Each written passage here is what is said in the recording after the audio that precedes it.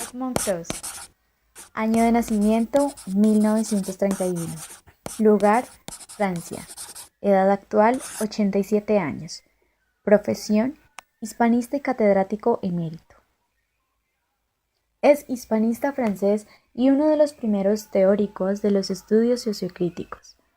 Es catedrático emérito de la Universidad Paul Valéry, Montpellier, Francia, en la que promovió los estudios latinoamericanos. Fue el fundador de la revista Sociocriticism. Ha sido profesor visitante en las universidades Kansas, Virginia, Montreal y Granada. Además, es académico correspondiente de la Academia de Buenas Letras de Granada. En su libro Literatura, Ideología y Sociedad, publicado en 1986, Cross nos habla de: primer capítulo, de la sociología experimental al estructuralismo genético. Es la sociología de la literatura, retraso dudas sobre su metodología y objetivo. Se encuentra en medio de la sociología del arte y del conocimiento. A continuación, citando a Albert Memmi, quien rechaza por qué los escritores no quieren relacionarse con la sociología, la sociedad y su resistencia, dando como resultado la concepción del hecho literario, el cual es definido por Scarpit como el método experimental, es decir, medio de lectura, consumo y recepción. Por último, Silberman define el hecho sociológico como aquel que aparece a partir de una acción social. Por otro lado, el estructuralismo genético se divide en tres. En primera instancia encontramos el pseudomarxismo, con la teoría del reflejo en la cual podemos ver el pensamiento burgués, individualista, trágica y dialéctica. Racine, con la conciencia, la define como trágica, dialéctica. Por último, Timjanov, correlación literaria, vida social y aspecto verbal. Sujeto transindividual por Goldman. Relaciona el inconsciente, no consciente, conciencia clara, la totalidad de la estructura. Lukács habla sobre historia y conciencia de clases, el alma y las formas. Por su parte, Sima habla del idealismo histórico, materialismo histórico. Expresiones hechas. Constituye una variable. Por medio de las expresiones, los diferentes medios sociales adaptan un esquema lingüístico.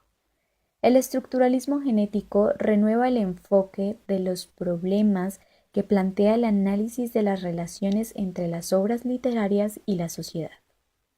Lucien Goldman rechaza la noción de autor por sujeto colectivo. Segundo capítulo, la literatura como sistema modelizante secundario y como forma ideológica. La escritura determinada por Robert Scarpit. La literatura se constituye como un aparato y producto literario que conforma una práctica social. Etienne Balibar, literatura como forma ideológica realizada por los aparatos ideológicos del Estado. Pierre Macherey, el texto literario es el fruto de contradicciones que en él se comunican, representan una solución imaginaria en cuanto a las contradicciones ideológicas. Regine Robin, el nivel de los aparatos ideológicos de Estados se desliga respecto al poder del Estado en crisis. Y por último, Edmond Cross, que define a la literatura como la especificidad del lenguaje literario, que es un sistema modelizante autónomo. Menciona elementos que participan en el lenguaje literario ficticio y específico, los cuales están ligados a los aparatos ideológicos de Estado dominante en función de estructuras socioeconómicas. 2.1. La estructura como espacio de autonomía. Pierre Bourdieu, el cual sustenta que es la organización del mercado de los bienes simbólicos en un campo relativamente autónomo. Valor simbólico igual a campo restringido. Valor mercantil igual al campo de gran producción. También nos habla de dos aspectos. Primero, reformular la noción de autonomía por su ambigüedad. Segundo, aspecto voluntarista. Conquista, reconocimiento por la reivindicación de la originalidad.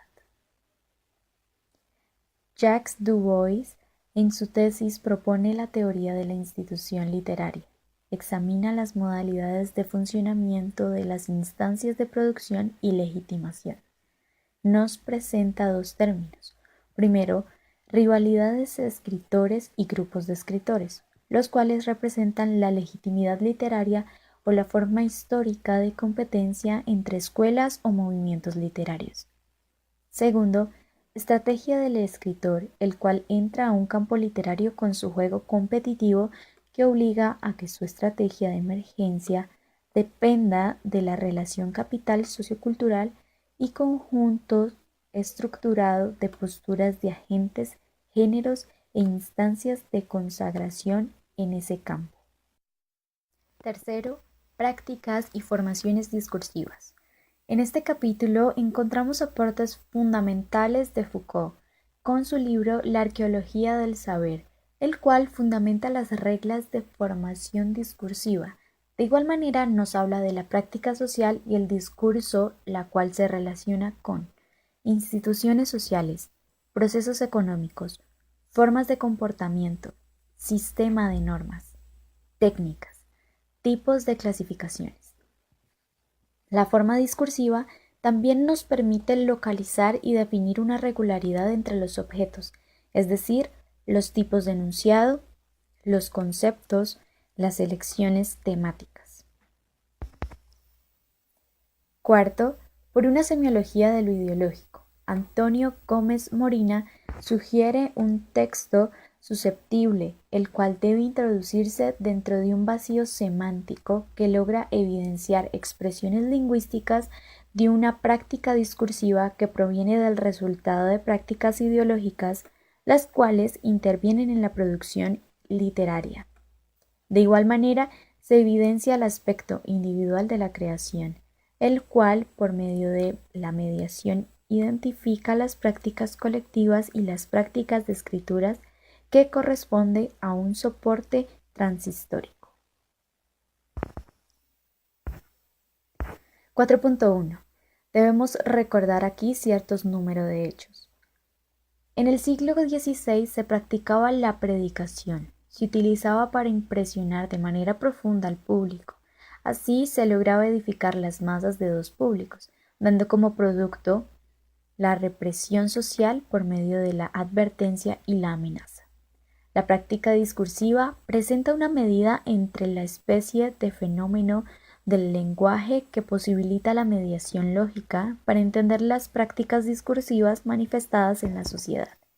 De igual manera, también se observa la reproducción de la imagen que se ha referido, es decir, reproduce elementos ideológicos impuestos a través de la confesión, la cual es una reproducción interiorizada de una matriz ideológica, autohumillación, realidad ideal proyectada al verdadero sujeto y al yo ideal, la cual crea un discurso coexistente que es represivo y reprimido.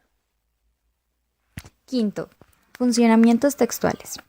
Primero, procesos y códigos de transformación, una filosofía materialista del discurso, texto literario.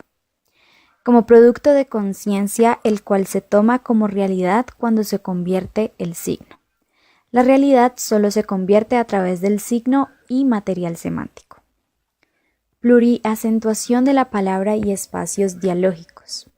La palabra posee espacios de conflictos y pluriacentuación en donde los posibles contextos de una única palabra están frecuentes. La palabra en la enunciación de un mensaje textual como en las réplicas del diálogo. Procesos de transformación y códigos de mediación.